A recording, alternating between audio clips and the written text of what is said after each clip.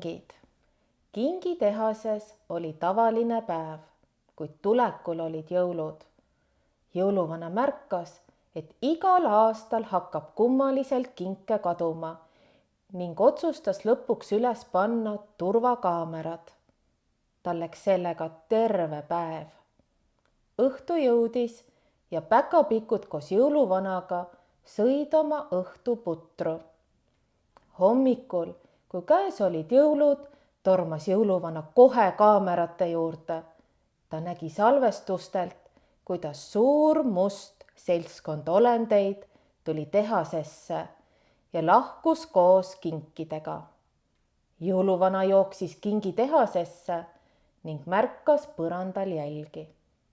Ta otsustas neid jälitada. Jäljed viisid ta metsa. Ta nägi puude vahelt, et lõkke ümber istusid loomad varastatud kinkidega. Jõuluvana astus puude vahelt välja ja küsis: "Miks te mu kinke varastate?" Loomad ehmusid.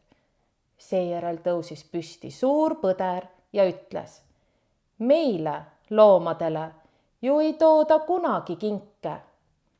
Seetõttu otsustasime need ise võtta." Jõuluvana jäi mõttesse ja vastas siis: "See on tegelikult hea mõte. Ma võiksin ju loomadele ka kingitusi viia." Nii otsustas jõuluvana, et nüüdsest saab iga loom, isegi kõige pisem sipelgas, endale jõulukingi.